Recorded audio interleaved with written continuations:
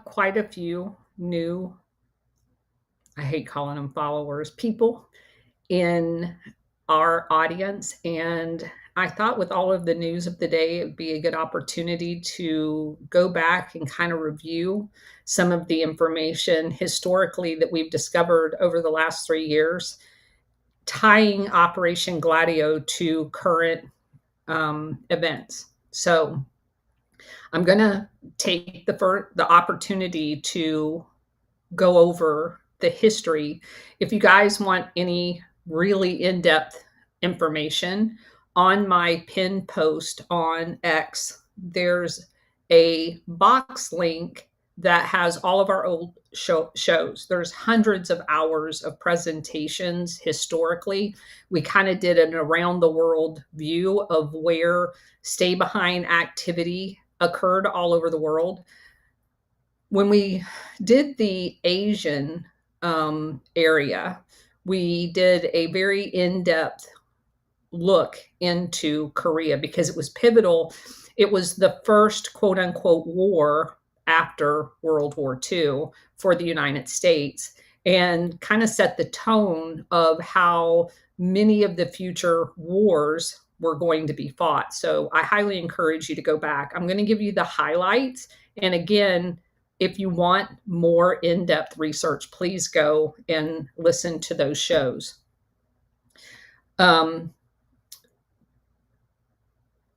Anyway, so the Korean War. Obviously, when you look at other cultures, it's important to understand how they're organized. And I'm going to give you several analogies throughout this so that you can kind of see the parallels. When World War II was going on, just like we saw all of the secret meetings with Allen Dulles and General Lyman Lemmetzger and the SS General Wolf, and setting up the transferring of stay-behinds from Nazi Germany over to the control of what would eventually be the CIA, you had a lot of those same operations going on in other OSS territories, Asia being one of the most significant, because it was the future funding covertly using opium for the covert actions that took place all over the world under the banner of the CIA. So we had a contingent in Korea, just like we did in China. Korea had been basically a colony of the Japanese Empire for a few decades prior to the outbreak of World War II.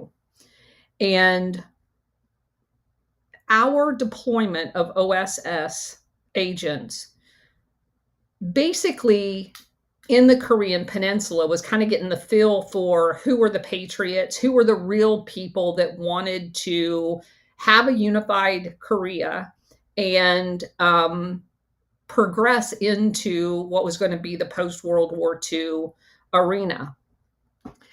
You had basically two schools of thought. The nationalists were throughout the entire peninsula. Obviously, you had Kim in the north. And after the war, like most areas, the Allied forces decided that they were going to have an occupation force in the north different from an occupation force in the south, just like we did Vietnam, which had been a French colony. So they were not interested in actually having a unified peninsula because it's this Hegelian divide and conquer kind of philosophy. They knew from fighting the war that Kim was a unifying, and it's not at this point even an issue of communism versus democracy or anything. The Allied forces, primarily the UK and US, were not interested in strong, unifying figures, regardless of what their political philosophy was. Of course, we used communism as the reason why we did what we did. But at this point, they weren't communist. They were nationalist that wanted their country back. Now, if you're going to go in and exploit resources, those aren't your favorite people. So during World War II in the South, they also had some very strong patriots. All of the little chicken crap people had already left. They were in, Shanghai, which was a international city, kind of hanging out on the peripheral in different countries, not wanting to actually fight against the Japanese. Those people were hated in the country because they viewed them as chicken shits. So in the actual war, not only were we interested in defeating Japan, we were very interested in finding out who those people were. Who were the figures that the populace gravitated to? So the OSS was very busy mapping out who those people were, because they were not going to be allowed to be part of the future of these countries, because they wanted these countries still under their thumb. So Kim immediately is going to be an enemy, a future enemy, even though we play nice with them during the war. And in South Korea, they had the southern part of the peninsula, because again, it's unified at this point, all against Japan. Those people begin disappearing. And villages that were the stronghold fighters during the war were going to be targeted. And in the aftermath of the war, now we've got an armistice, we're going to move forward. The military that is on the ground, supposedly with the mission to get all of the Japanese out, the remaining post-war elements of it, are busily going around having a heyday using wrong information. I'm not faulting the military at this point. I'm not sure, based on my research, who knew and who didn't know. Now, we know for sure Eisenhower was in the know because of his sending Lyman Lemnitzer down to Italy to the secret meeting. I don't know that for a fact, how much MacArthur knew about all of this.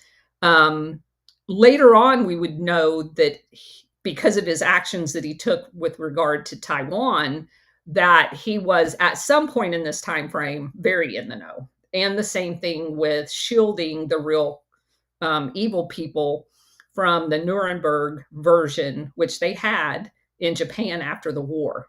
Because just like with Nuremberg in Europe, none of the actual criminals were ever brought to trial. They were all given a pass. They end up in different elements of Operation Gladio going forward. And again, I use the word Operation Gladio generically. They did not have a Gladio in Japan, but they did extensively use stay-behind units. And that's what we found out in Korea. When we were researching Korea, one of the initiatives OSS launched was stay-behind units. And specifically because they knew Kim was going to be a problem from his nationalistic viewpoint, a large majority of the stay-behind units in the Korean Peninsula was fielded in what we now know as the DMZ and above.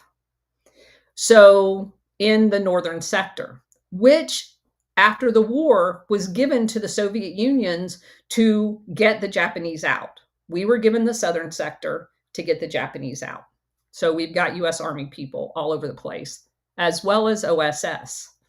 So along those lines,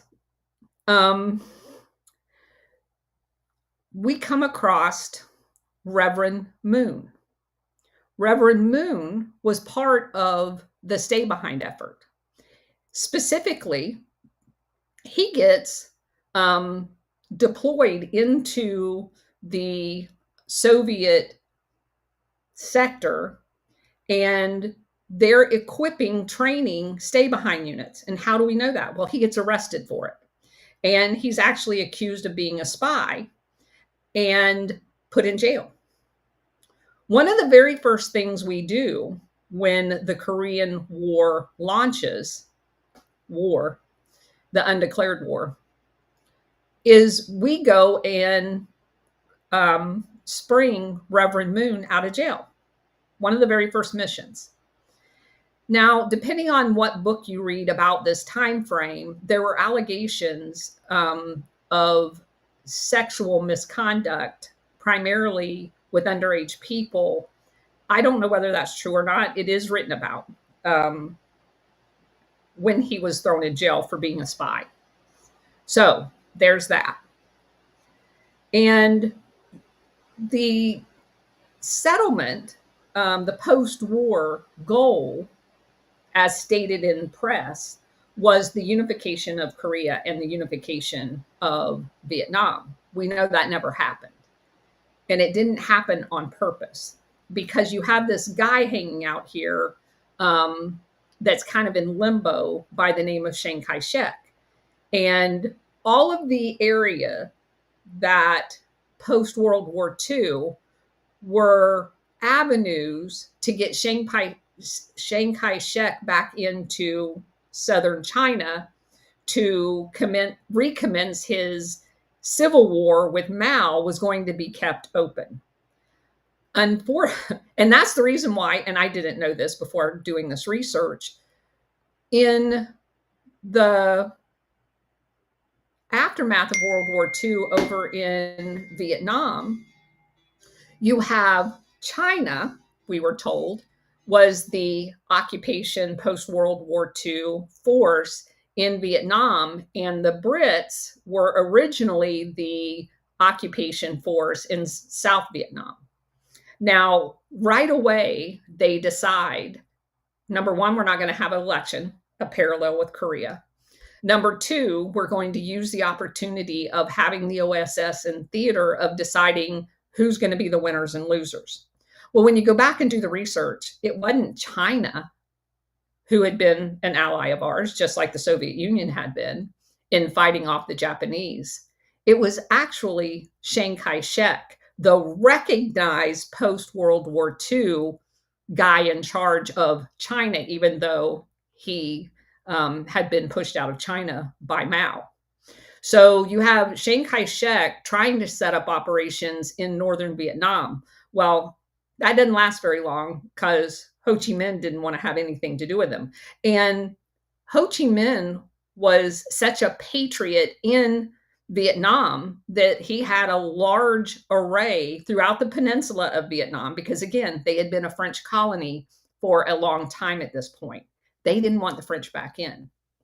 Unfortunately, the Allies had decided that Vietnam was going to be returned to the French. And basically, Ho Chi Minh had his own OSS detachment assigned to him because he was such a fierce fighter and strategist in fighting the Japanese that they couldn't have done it without him, according to many scholars. So you see the parallels in Vietnam and in Korea. So I want to make sure that you guys understand these are not one-offs. This was a plan in order to maintain control. Chiang Kai-shek was so important to the after World War II mission because of his control of opium and the decision that had been made that the covert Operation Gladio stuff going over in Europe was going to require a large amount of money, initially funded by the Marshall Plan and the Rockefellers, according to Paul Williams' book, that they're going to need an ongoing source of income. And they decided, because it's a covert operation, they were going to use covert funding, i.e. opium drug trafficking, which is kind of why it ties into everything that's going on today in another way. So they wanted to keep all avenues of reinserting Chiang Kai-shek back into China to continue this civil war. And obviously, Vietnam's great access, so is Korea. So it is not a coincidence that we go to war in Korea in 1950, because depending on who you read, what books you read, you will find the strategy was to keep their avenues open in order to get a fighting position along the perimeter of China. So that brings us to the creation of, we know how the Korean War ended up in a stalemate. So they were not able to do what they wanted to do and hold the entire peninsula. So they agreed to the split, and we now have North Korea and South Korea, just like what happened later in Vietnam. And again, because of a decision to reinsert France back into Vietnam in a constant destabilization effort to control. And when they eventually lose in Vietnam, of course, then we jump in there because it's post 1953 and we've lost the opportunity because we can't defeat Kim in the North in Korea. They are not separable. I just want you guys to understand that. This is an ongoing effort, because almost immediately after 1953, we start playing around in Vietnam ourselves. So we've rescued Reverend Moon. He's not a reverend yet, but he will be, from Korea. We've got him down in South Korea, and he creates a thing called the Unification Church. Now, those of you who grew up when I did, we referred to them as the Moonies. They think that's a disparaging reference, but we're going to call them the Moonies. And there's so much here. All right. So I want you also to keep in mind that even though we were told, because Chiang Kai-shek loses both of these opportunities. He's eventually put over on the island of Formosa, which they changed the name to Taiwan, and he's running the drug operations off of the island of Taiwan. Now, if you look at who we install in Taiwan, he's a dictator. He immediately declares martial law. MacArthur testifies in front of Congress saying that Chiang Kai-shek is leading one of the most thriving democracies in the entire world, that it's a model democracy. Meanwhile, he's bayoneting people in the streets that rise up against him. The actual Formosans that lived on the island didn't want him there. And so, of course, we're there with our OSS/CIA helping prop him up. The same thing is happening in Vietnam with the French. They're attacking Ho Chi Minh, calling him communist and all this other stuff, even though all of his OSS agents, I mean, he showed up in France with the Declaration of Independence for Vietnam that mirrored ours. He was not a communist. So again, parallels over to Korea. And no one for the first several decades in Korea was a democratically elected president. They were all dictators. Go back and look. I didn't know that. There's dictator after dictator. They're killing each other. There's all kinds of crap going on. One of them was shot at a luncheon in broad daylight. There's all kinds of crap going on. And that makes you ask, what the heck? Again, the same type of person we decided to prop up in Vietnam when we took over Vietnam. He was not a democratically elected president. So that makes you look at the culture of a country in depth. And what you find out, just like in Japan, with, I think you pronounce it the Yakuzas, you have this informal cultural structure in Korea that is ran by dynasty families. And I posted yesterday naming some of those families. And the analogy that we all like to kind of spout off our head because we know our history a little better. um, Most of us don't know what our real history is because we weren't taught that in school. But the families like Rockefellers and all of the secret society families that Warhamster and I have been revealing of the behind the scenes, the Whitneys, and we're going to be talking about the Roosevelts and Delanos, those types of families that really control everything, but generally do it using a corporation like Standard Oil or something like that. That's how you can think of these families. There are those families in South Korea, and they do all of the nefarious things like taking over medicine, taking over education, and all of that stuff in South Korea, just like we have here, which is why I call this entire operation the International Syndicate, because it isn't just the Rockefellers. It isn't just the Rothschilds that people like to throw out there. It isn't just the Wallenbergs. It's literally all of them. And they do it collectively together. And there's no better example than looking at the Unification Church to prove that point. So we also know that they love using religion as a front, like we saw in Vietnam when they used the Catholic Church in the North, they being the CIA, to infiltrate the church with a lot of the priests knowing exactly what they were doing. Because don't forget, the Vatican Church ends up being the money launderer for Chiang Kai-shek's drug enterprise initially, before it grew so big that they had to create fake banks like BCCI and Nugent Hand. They're all in on it. The only people that don't know any of this is us. So the Unification Church gets founded by Reverend Moon, which immediately, based on what I just told you, I mean, he was part of the Stay Behind network. So he has ties to the intelligence agencies.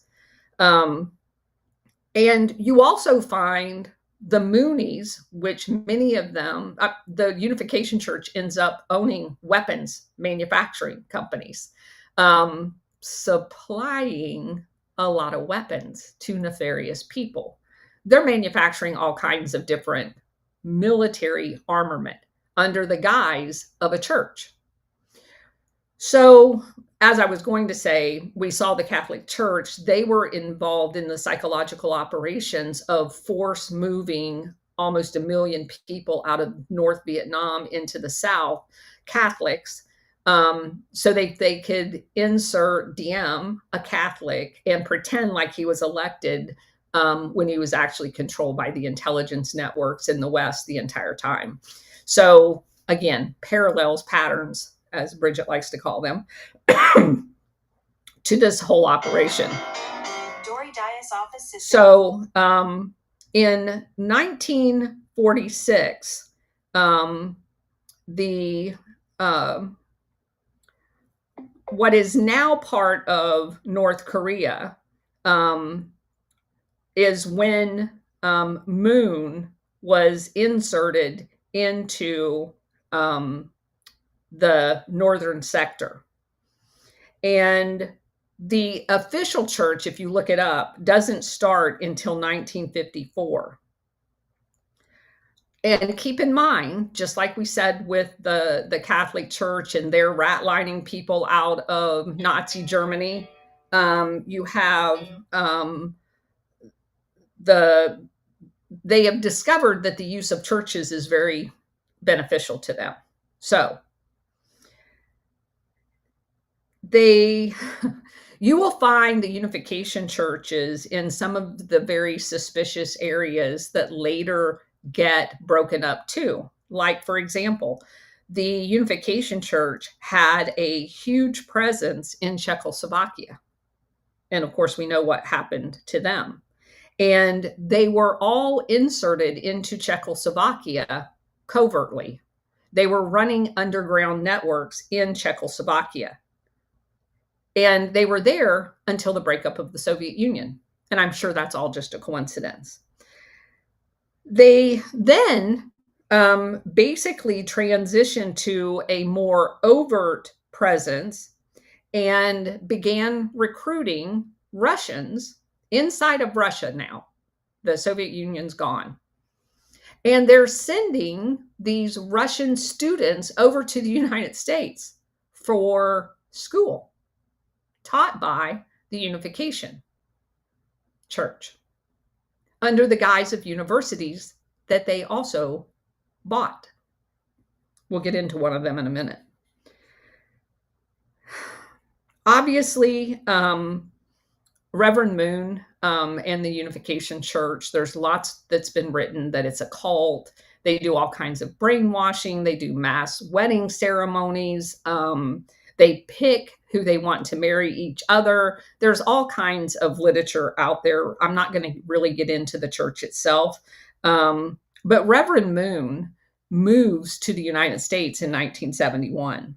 And that's critical when you look at what happened after 1971 in the United States. There's a lot of ties between him trying to get really close to President Nixon and him donating to President Nixon in order to get really close to him, and then the CIA coups Nixon. Very suspicious. And there's a man by the name of Neil Salonen, Salonen. He becomes the president of a university called the University of Bridgeport. It's about ready to go broke. So Reverend Moon decides that he's going to bail them out. And it just so happens that Salonen is a Unification Church member, hierarchy. And they set up with a $50 million endowment a thing called the Professors World Peace Academy. It's a way that they can train people to do things and then send them anywhere in the world under the guise of education and the Unification Church. Prior to Salonen's taking over, there was another guy that was involved in the Professors World Peace Academy by the name of Richard Rubinstein. He had been the president. And Richard Rubinstein originally, as you can tell from the name, was Jewish, but he supposedly leaves the Jewish religion and joins the Unification Church. And what you're going to find when you start reading about the Unification Church is everybody thinks that the Vatican was the church of choice for the New World Order. But in order to get to a New World Order, you need something like a unification church that reaches all denominations. And what you will find is kind of like this hidden hand of the Unification Church in Islam, the Catholic Church, the Jewish religion, Christianity, under the guise of unification. So there's a lot more to the Unification Church than meets the eye, especially when you're looking at it with your gladio glasses on.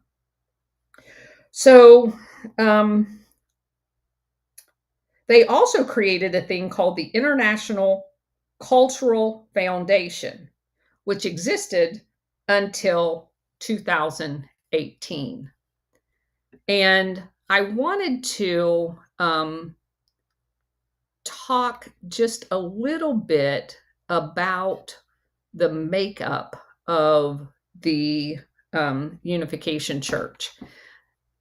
If you go back and read some of Moon's writings, he calls not for democracy. He calls for a thing called automatic theocracy to replace communism. And that he first announces this concept in 1973. And he then goes on to speak at all kinds of different forums. And he has really strong relationships with some very interesting people. in the United States. He established a thing called the News World Communications. It's an international news media conglomerate. And it buys the Washington Times. Reverend Moon actually ran the UPI, which is like the API. It is a news wire service. Now, I just explained to you Reverend Moon's background and ties to the intelligence world, and he is owning the Washington Times. He also bought newspapers, a lot of them in South Korea, Japan, and weirdly enough, being Asian and then moving to America, he starts buying up in the early 1970s newspapers throughout South America. Well, why is that important? Because Operation Condor, the cousin to Operation Gladio, is going to set fire using media to overthrow government after government after government. And Reverend Moon owns a lot of the media that participated in that. Reverend Moon has a right-hand man by the name of Bo Hi Pak, Bohipak. And he becomes the founding president and chairman of the board of this new news world communication effort. And Richard Rubenstein, the guy that I was just telling you about at the University of Bridgeport, becomes one of the directors. So you can see that they're intricately linked to each other. In 1980, Reverend Moon members found an organization called CA USA International. And that's labeled as a quote unquote anti-communist educational organization that was set up in New York City. It ended up having branches in 21 countries. And it begins producing educational material for evangelical and fundamental Christian leaders. They host seminars. In 1986, CAUSA International sponsored a documentary film called Nicaragua Was Our Home. And it basically portrayed the indigenous people of Nicaragua being displaced supposedly by the Sandinista government, when in fact they were displaced during the US-led Contra civil war in Nicaragua. And it is very, very one-sided as far as basically painting the Sandinista government as the communist enemy. And it was a propaganda piece. That's the only way you can say it.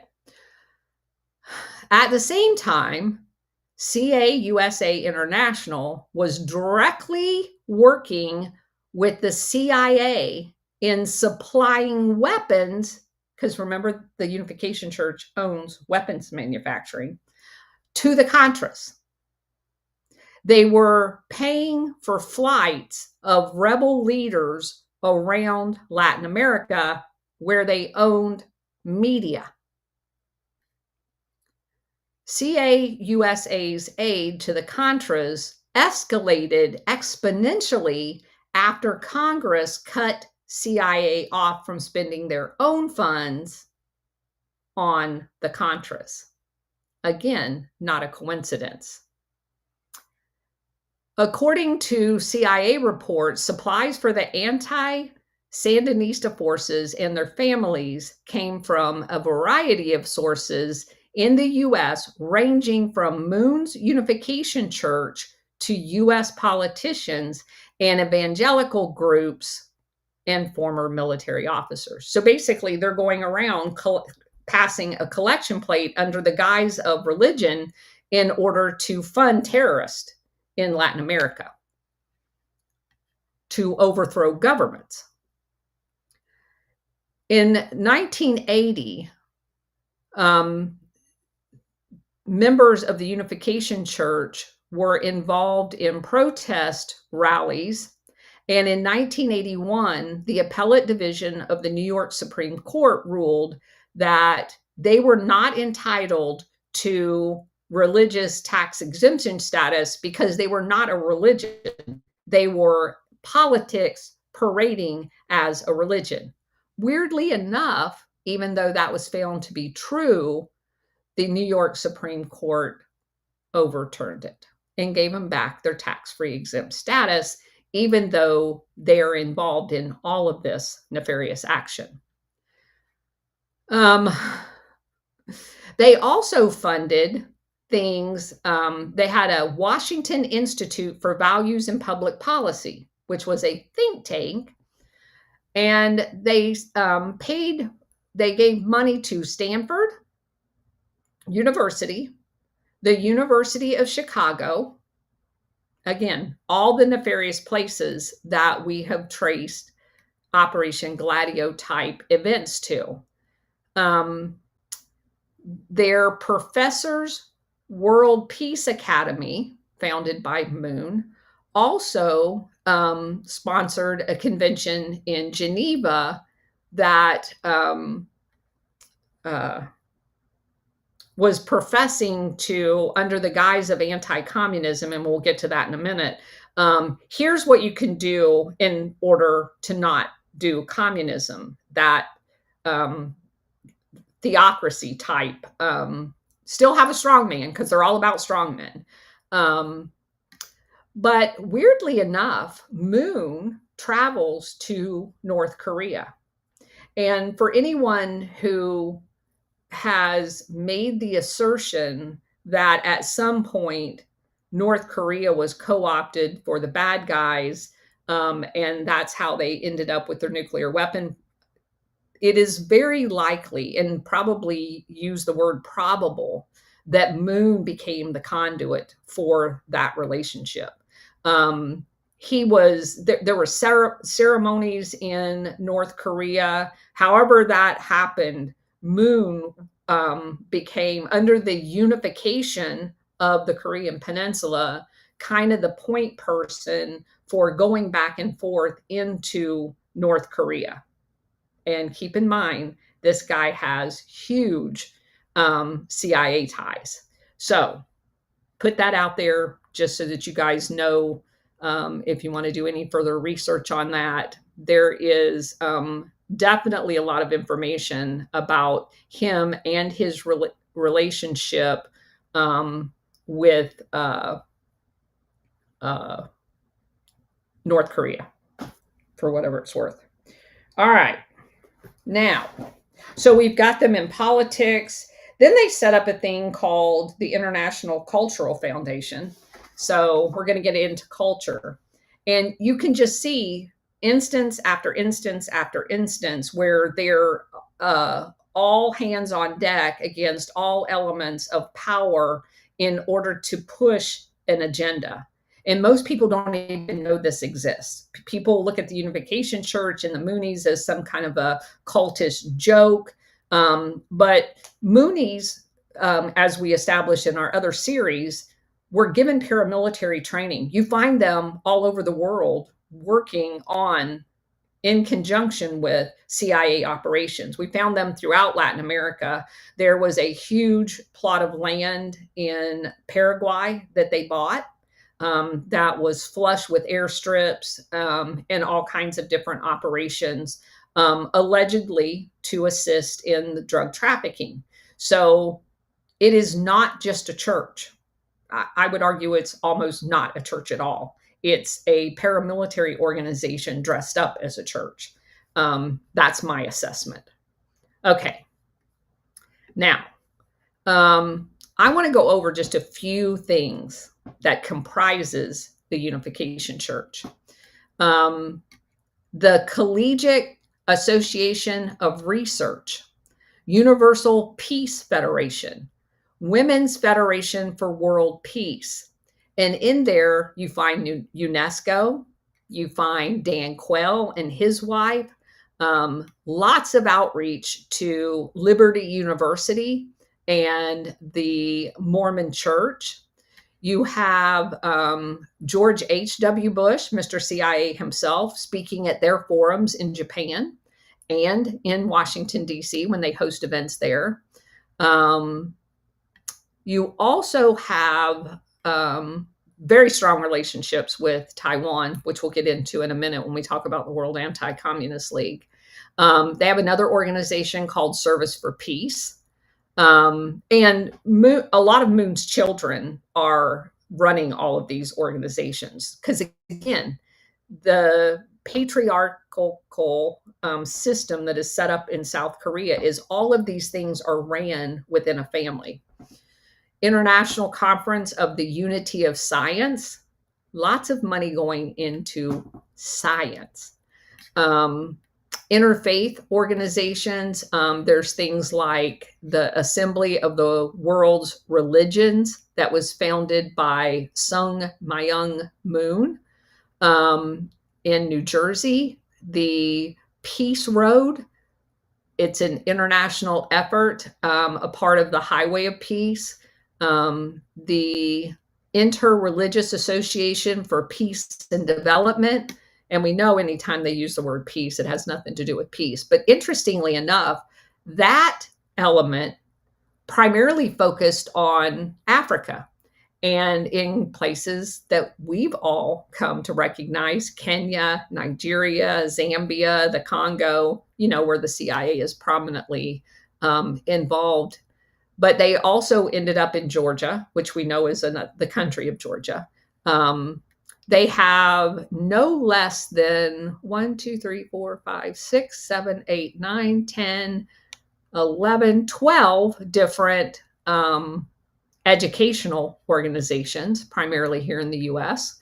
Arts, they have things like the Little Angels Children's Folk Ballet, which that came up in the Little Angels Children's Ballet was a way of sneaking money, illicit funding into the United States when these ballet troupes would come over from South Korea into the United States. They were actually smuggling illicit funds. The Manhattan Center, where they did theater and had a recording studio, the Universal Ballet, the International Association of Arts and Culture for Peace. They have sports affiliations, primarily soccer. They have a multitude of political organizations: Freedom Leadership Foundation, Peace United Family Party.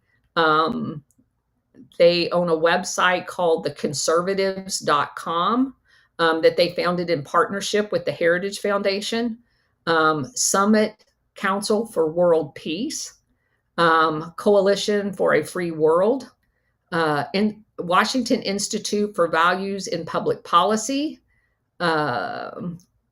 They set up a Rally of Hope. They're intimately involved in climate change and all of the BS that came out about COVID-19. The International Coalition for Religious Freedom, Korean Culture and Freedom Foundation, blah, blah, blah. There's a whole bunch of them. They were intimately involved in Radio Free Asia, which is a CIA front. They assisted with the World Summit, the International Summit Council for Peace. And they, like I said, they had a whole bunch of different actual legitimate business. They own car companies, munition factories, all kinds of stuff like that. So they're involved in healthcare in Korea. And let's see, shipbuilding.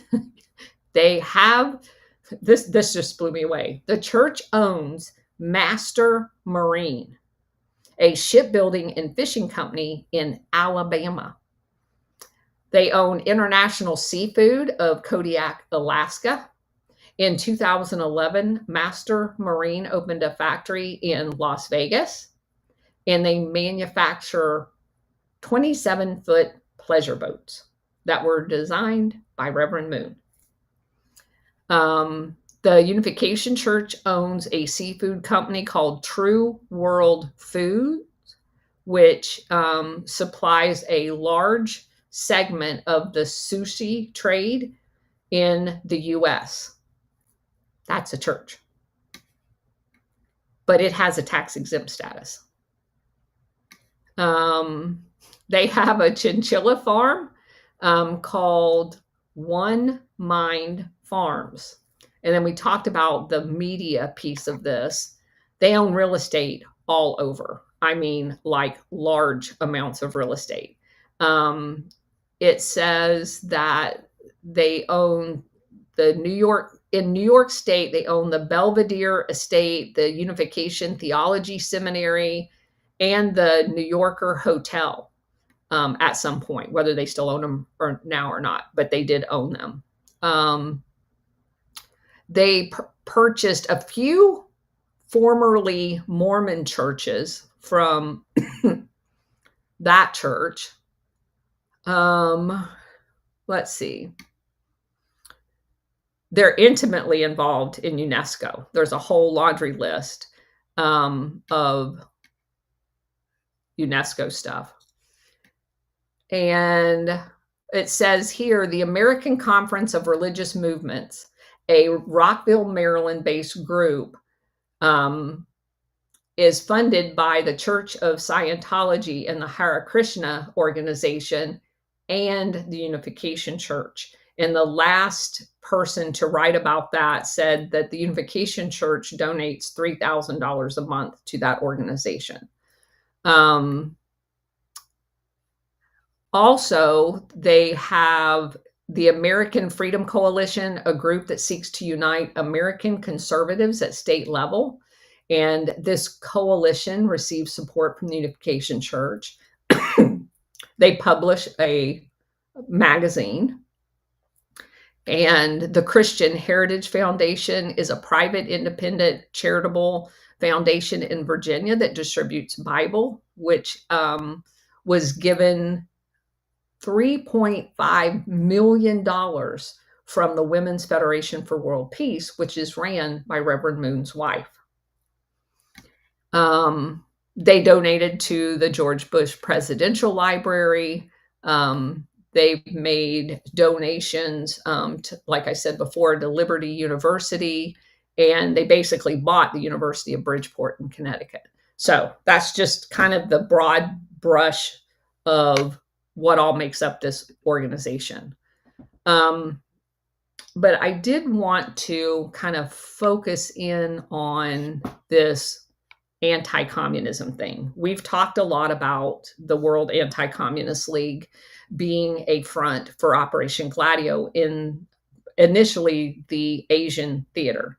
Of course, no one's going to find it odd that Chiang Kai-shek and Reverend Moon was two of the creators intimately involved in the Asian version of Operation Gladio, and they create the World Anti-Communist League, which it has brushed almost every president. Reagan was a big fan. General Singleb was a big component of the American version of this movement. And again, all ties into the CIA. So it originally started out in what the new name for it is called the World League for Freedom and Democracy, which means they're not for freedom and they're not for democracy. But it was founded in 1966 in Taiwan by Chiang Kai-shek and in Korea. And then we also traced it back to the two main characters in Japan that is somehow escaped mysteriously from MacArthur's big, Nuremberg, Asia piece of it. So the Unification Church has a big presence in Japan as well, which makes sense because, again, culturally, their hierarchy is very similar as far as their businesses being ran, which is how we're going to get to Hyundai, by these families.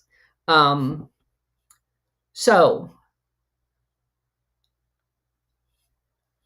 that takes us back to some articles that Bridget found. And that brings us up to the post that War Monitor made about Trump in the Oval Office the other day, saying that he had heard about South Korea investigating churches. Well, you know what churches that South Korea is investigating? One, the Unification Church. South Korea opened an investigation on the Unification Church. And Reuters wrote on the 31st of August, I'm going to read just a couple pieces of this. The head of the South Korean Unification Church has denied that she directed the group to bribe the First Lady and politician close to ousted President Yoon Suk Yeol, as the church comes under the spotlight as a criminal probe into Young and his wife. It's spelled Yoon, Yoon.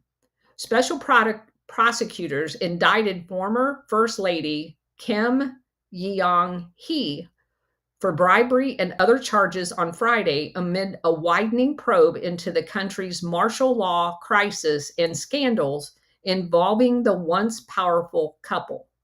Kim is also accused of receiving bribes worth $57,000 in US dollars that include Chanel bags, diamond necklace from an official at the Unification Church in return for using her influence to help its business interest.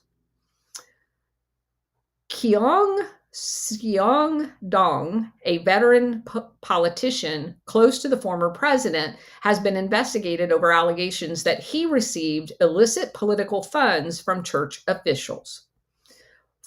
Quote, false information is being spread that our church provided illegal political funds under my direction, Church Unification leader said in a statement on Sunday. Quote, I take this opportunity to state this clearly. I have never directed any illegal political favors or financial transactions. That was her first statement after the accusations was made. Kim's lawyer have also denied the allegations against her, including over receiving gifts. The official from the church that prosecutors say was behind the bribery has been arrested and indicted. The Unification Church, formerly called the Family Federation for World Peace and Unification, said previously it was deeply regrettable that the church failed to prevent misconduct of a former senior official. So they're actually saying it happened, but that they weren't operating on behalf of the church. It was a personal bribery. But why would they bribe personally? It goes on to say the parliament controlled by the ruling Democratic Party is expected to vote on whether to give consent for the investigations to continue. And I want to go through a couple of these because it's very, very interesting. Here's one.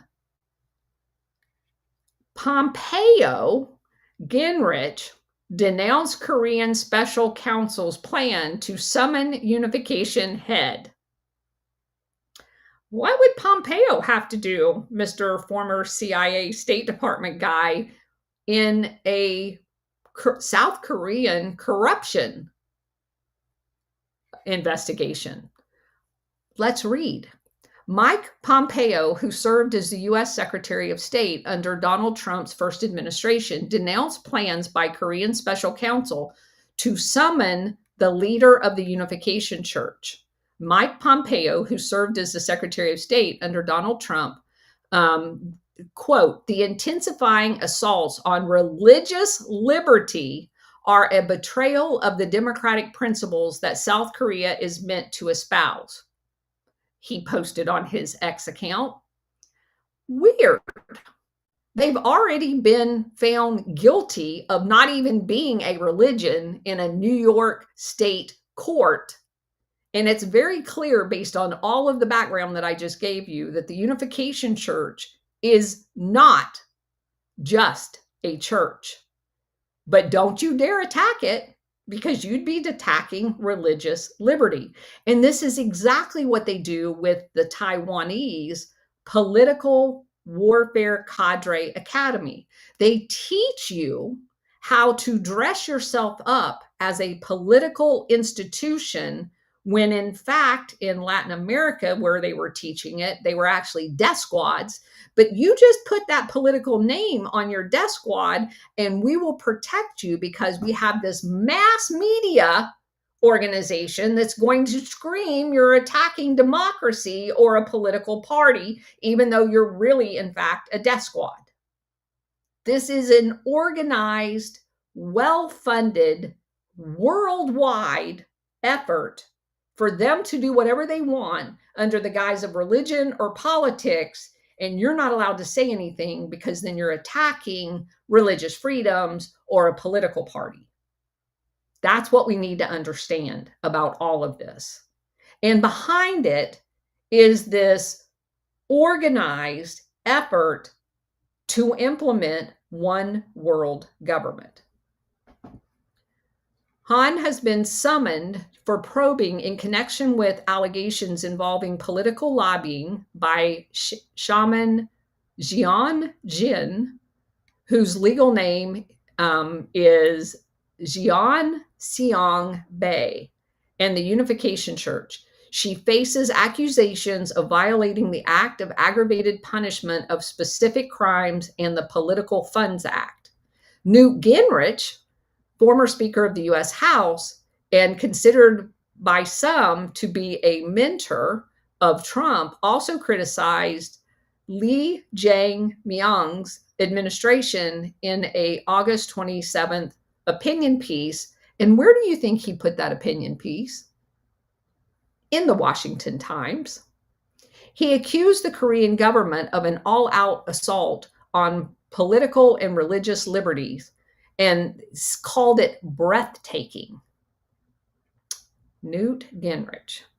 Now, I don't believe the Unification Church still directly owns the Washington Times, but I read an article back when we were doing the initial research that the people that currently own, or the entity that currently owns it, may in fact be serving as a front because of all of the consternation Moon came under before he passed away, of being ties to intelligence and all this other stuff. So they may or may not have a financial interest in it at this time. So I just want to be clear about that. But I find it extremely interesting that that's where it was published in the media. Both Pompeo and Gingrich have ties to the Unification Church and their events. Last year, Pompeo delivered a video address to the 2024 International Religious Freedom Summit, organized by a group linked to the church, where he said that governments that do not adhere to religious freedom will collapse. He also expressed regret over the surge of negative sentiments to the Unification Church following the assassination of Prime Minister Shinzo Abe. And for those of you who don't know, we did a space on that assassination and pointed out a whole bunch of really weird things. And his assassination was tied, the person who assassinated him had ties because his mother had been a victim of the Unification Church. And they have this kind of really weird way of basically taking all of these people's money. And she had lost, I think, if I recall correctly, like $350,000. And he was furious. And Abe was connected to the Unification Church as well. Pompeo had previously taken part in online events hosted by the Unification Church in 2001 and 2002. Gingrich, who served 11 terms in the House, attended the opening ceremony in April for a museum that was built by the Unification Church in Korea. The Washington Times was founded by Reverend Moon, and that's basically the end of the article. So it's interesting who's speaking up on behalf of the church. And then the UPI posted an article called "The Special Prosecutor Begins Probe in Unification Church." There's another article, and this is a very interesting one. South Korean lawmaker denies wrongdoing in the Unification Church gambling probe. And so basically, they spent millions of dollars in Las Vegas, and they would travel over here with large groups of people, giving each of the people $7,500 in cash so that they were under the $10,000 cash kind of whatever you would call it, radar when you're coming into the United States. And then they would all basically give that money to the church leaders, and the church leaders would go gamble and lose millions of dollars of the church money. So they're probing that as well. And then it says, court in Japan orders the dissolution of the Unification Church.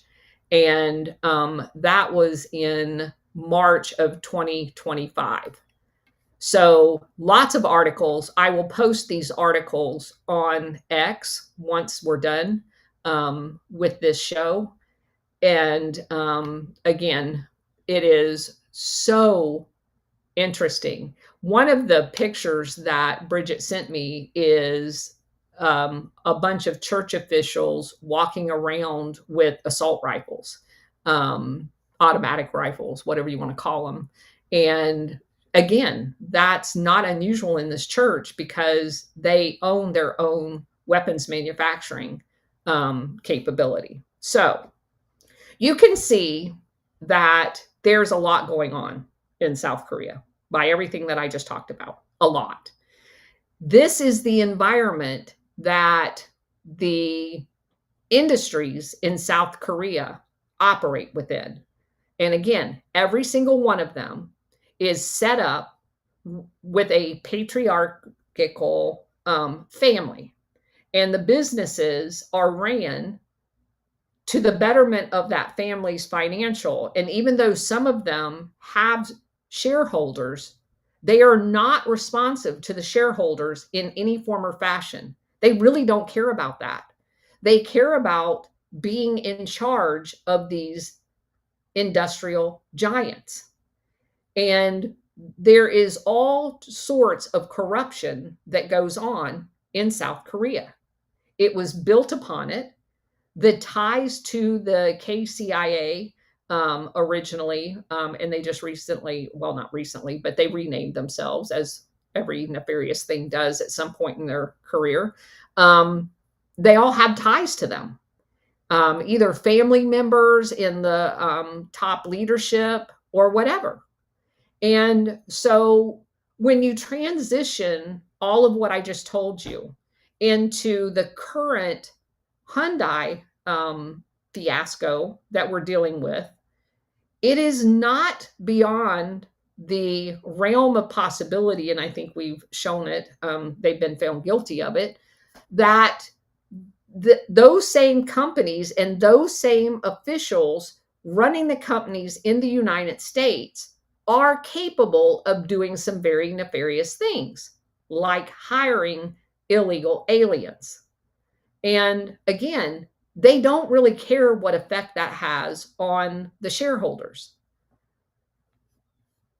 So I wanted to bring that home to where we're at today in looking at Hyundai. You are not looking at a company that is not beyond the realm of possibilities of them doing nefarious things. And they unequivocally, in many communities, have hired illegal aliens, not the promised Americans that entitled them and you can argue all day long whether these tax incentives are even a good idea, but they were offered to entice these businesses to come to states to hire the people in the states, not import in people through playing with our visa program and an open border. And in the case of the Alabama, hiring underage as young as 12 years old in child labor in manufacturing plants on production lines. And they didn't just bring over the leadership to run these plants, they brought an entire community. They brought Koreans over to open the staffing agencies. And oh, by the way, the staffing agencies bought houses that they stacked these people in, sometimes 20 at a time.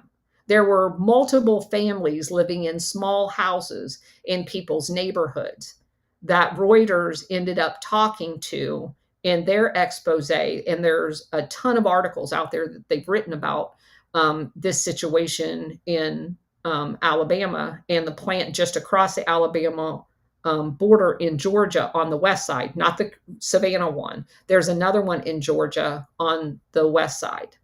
And as I showed yesterday, the Korean population in these areas over the last 10, 15 years had doubled in some cases, indicating that even the ones that are here and being counted in the census kind of skews these very small towns.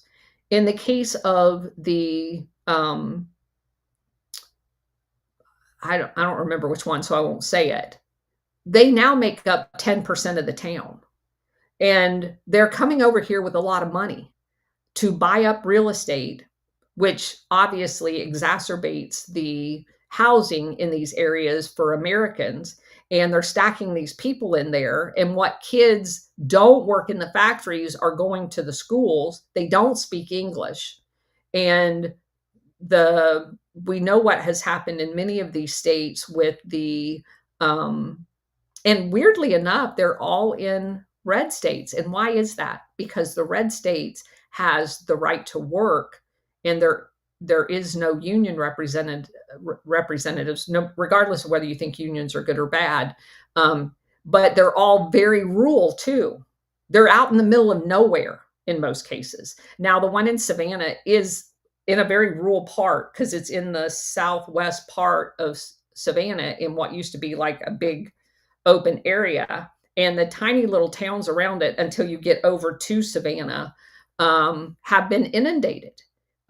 Their schools have been, their healthcare facilities have been, because regardless of what these people say, the emergency room at hospitals will not turn these people away, whether they're having kids there or whatever. It impacts the local area, is what I'm trying to say. So I hope that this message gets out to people that it's not all roses when you have foreign companies come in and start doing business in the United States if our federal government does not have metrics to measure this. How hard do you think it would be for the Department of Labor and whatever entities involved in gifting a tax incentive of $5 billion, almost $5 billion, to Hyundai for the Savannah factory, to come in every 6 months and do an audit of how many local Americans did we buy for jobs for $5 billion. If you were a steward of people's taxpayer money, you would have metrics, and you would never grant that company another license to do business anywhere else in the United States if they didn't keep their word. Well, obviously, they didn't keep their word 5 years before that. They were found guilty by the Department of Labor for using children in a factory, one of which was stolen out of the factory and carried over the Georgia line for nefarious reasons by a coworker from Guatemala that was also here illegally. So if every 6 months the federal government had went to the original, maybe not the original, but one of the original Hyundai plants and looked at the books and said, you have how many people working here? Pull a number out, 500, and only 100 are Americans, but you signed here saying it was going to be 500. Where's the other 400? Oh, you've been convicted of child labor practices, and basically slapped on the wrist, and you are hiring illegal children instead of American workers. Yeah, no, we're not going to okay that one in Savannah for you. But they don't. They don't give a shit because it's not their money. It's our money. And that's what I think is the most important piece of all of this. Yeah, Mayor Sarge, replacement migration. Yeah, it's crazy. So I just wanted to kind of tie all of that up for everyone to understand that all of the information that we've learned over the last 3 years in our Operation Gladio is tied directly and specifically to everything that's being exposed today. Because if you don't think that Trump talking about the Unification Church is important, you've not been paying attention. It is very, very important. Where's the Hyundai plants in the US? There's one in Tennessee, there's one in Alabama, and not one because they brought over subsidiaries too. But primary locations, Tennessee, that I found, Tennessee, Alabama, and Georgia are the primary locations that I've actually researched, thanks to Reuters and their excellent reporting on it. What else do we have here? I want to answer anybody else's.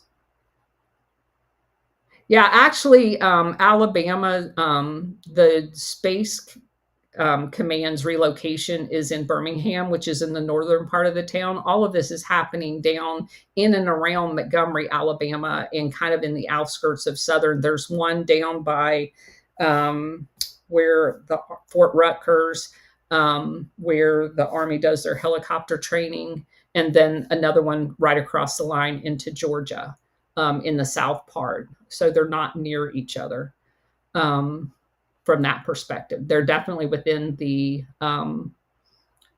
same state. Daewoo rifles. Thank you, Maker Sarge. That is absolutely correct. Okay, I think that basically gets it. So again, thank you all for being here. Hope you enjoyed this. But I just wanted, like I said, again, to tie everything that we've learned to what's happening right now. And I hope you guys, I know you spent lots of hours with me uncovering all of this mess and contributing to all that we know. So I wanted to put a little bow on it for you guys. But thanks for being here. I appreciate it. Take care.